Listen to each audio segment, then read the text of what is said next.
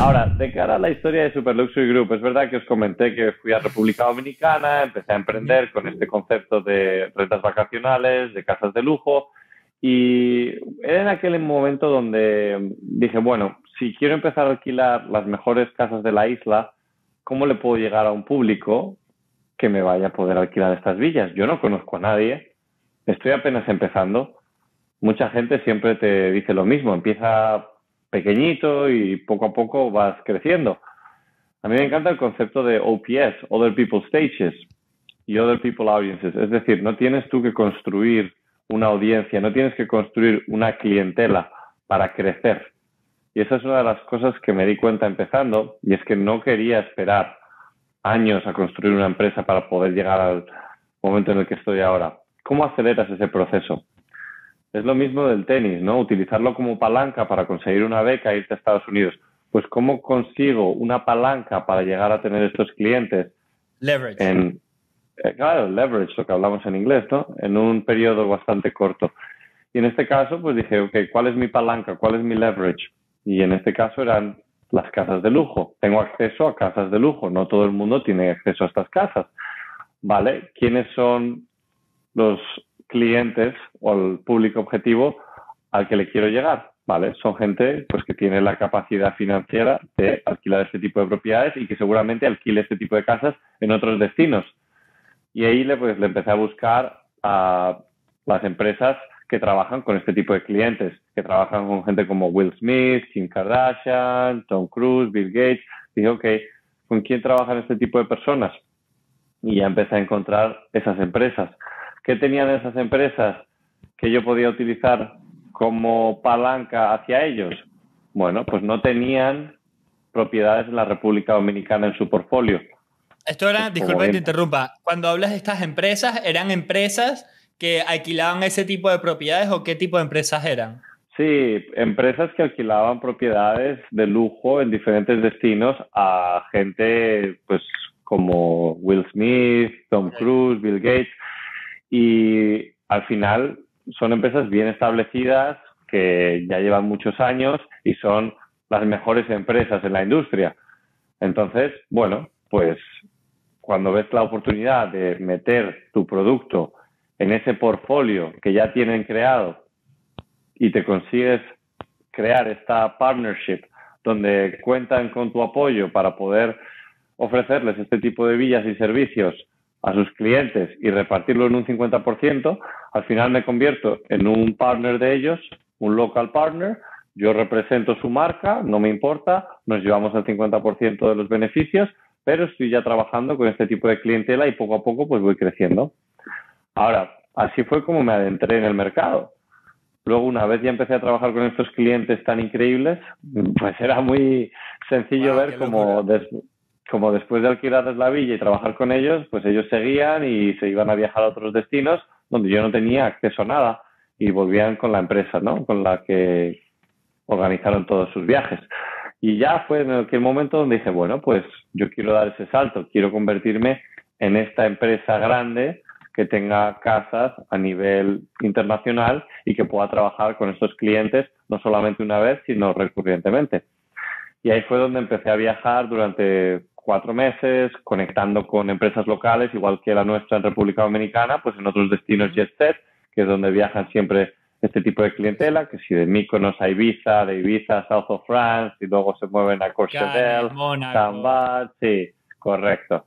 Y empecé a establecerme un poco como esta empresa que estaba creando, red de contactos, y poco a poco pues ya empezamos a afianzar esas relaciones, y una vez que ya nos empezamos a establecer como marca más internacional, era la manera de decir, vale, ya estamos en papel establecidos internacionalmente, tenemos los contactos, acceso a las casas de lujo, tenemos más o menos la infraestructura. Ahora, ¿cómo conseguimos a los clientes si bastábamos antes toda esta clientela de las empresas grandes y ahora ya no tenemos eso? ¿Cómo le hacemos? O sea, te encargaste de abrir tu red internacionalmente antes de tú cerrar el primer deal. O sea, el tema del huevo y la gallina. Sí, porque al final nosotros estábamos trabajando bastante bien en República Dominicana porque éramos los que teníamos acceso a esas casas directamente. Ese era nuestro leverage. Ahí estaba nuestro equipo. pero luego todos esos clientes nos estaban viniendo a través de otras empresas que no tenían acceso a esas propiedades y nosotros éramos los local partners. Y entonces cuando nosotros empezamos a expandirnos y a tener esos local partners en otras ciudades, en otros destinos jet set, ya no éramos nosotros los que teníamos nuestro equipo local, nuestras casas directamente con los propietarios, sino que estábamos trabajando con otras empresas locales. Y ya nosotros éramos más como este portfolio que tenía acceso a casas internacionales, que era siempre la misma experiencia, el mismo servicio, y así los clientes pues ya trabajaban con nosotros como marca principal para todos sus viajes y experiencias a nivel internacional. Pero es entonces ahí donde te das cuenta que, vale, lo que bien has dicho, el huevo o la gallina. Ahora, ¿cómo conseguimos la clientela que nos va a estar llegando para poder rellenar todas estas casas en todos estos destinos? Y si ya no teníamos acceso a la clientela que venían de estas empresas grandes, bueno, pues ¿cómo lo hacemos? Y ahí es donde te das cuenta que en realidad es como dicen, estamos a 1 o 2 personas de la persona que queremos llegarle, ¿no? Y una de las cosas fáciles de hoy en día es que te metes en las redes sociales, en Instagram, por ejemplo, y cualquier persona famosa con la que quieras trabajar, puedes ver a quién está siguiendo. Y ahí te das cuenta que había un parámetro bastante común, y era que muchas de esas personas a las que estaban siguiendo eran lo que le llamamos hoy influencers. En el día de crecimiento de la empresa no era realmente una palabra o un término que existía, era más que nada gente que vivía de su marca personal. Pero para nosotros era muy interesante el ver cómo podíamos utilizar nuestro producto, nuestras casas, como leverage, como palanca. Si al final teníamos que promocionar las casas de todas las maneras, que no son tuyas, ¿por qué no? O sea, perfecto. ¿Por qué no hacerlo con estas personas para ayudar a darle exposure y bastante visibilidad, un concepto un poco diferente y que encima pues nos ayude a crecer nuestra audiencia y llegarle a ese público final que estamos buscando? Y fue así donde empezamos a presentar esta oportunidad a los propietarios, a nuestros local partners, y pues todos al final nos alineamos para hacer esto en conjunto. Crecimos bastante, las relaciones que empezamos a crecer fueron bastante potentes, y ya una vez que habíamos establecido toda esta red de contactos empezamos a traer más ambassadors, eran los influencers, empezamos a traerlos en nuestro equipo, teníamos más de 100 influencers, trabajando también con marcas de lujo que les interesaba tener su producto en estas casas. Una vez teníamos los influencers promocionando la casa, pues aprovechar y promocionar el producto, y ya teníamos todos los elementos en regla. Sí, y fue ahí donde... Sí, te iba a preguntar, disculpa que te interrumpa.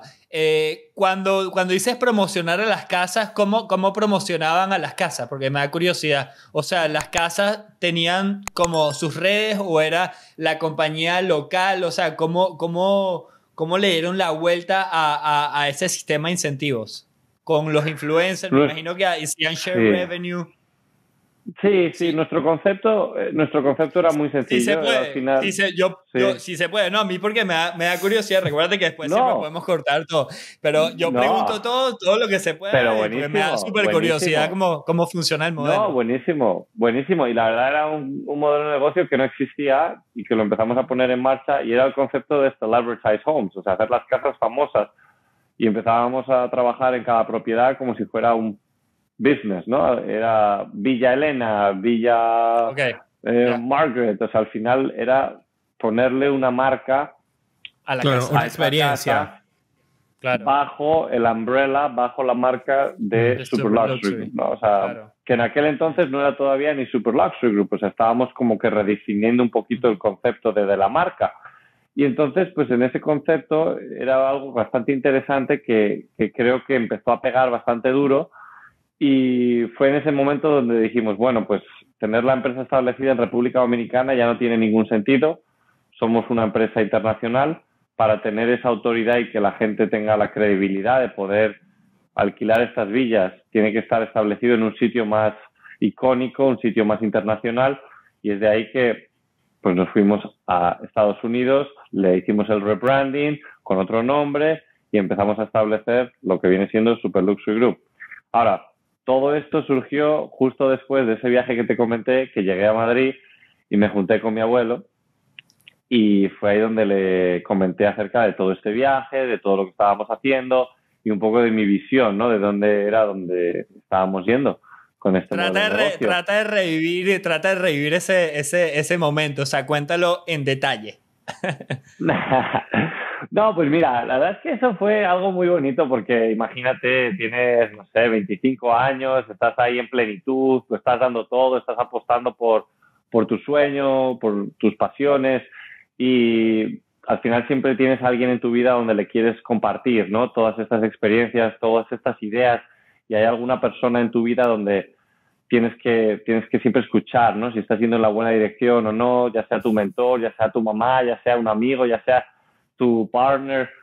Pero cuando llegué a Madrid, una persona a la que le tenía mucho respeto y bastante cariño y sobre todo que le consideraba una persona muy exitosa, era mi abuelo, que en realidad no era mi abuelo, era una persona que había estado con mi abuela desde que era un niño, ¿sabes? O sea, que para mí era una figura de abuelo. Claro. Sí.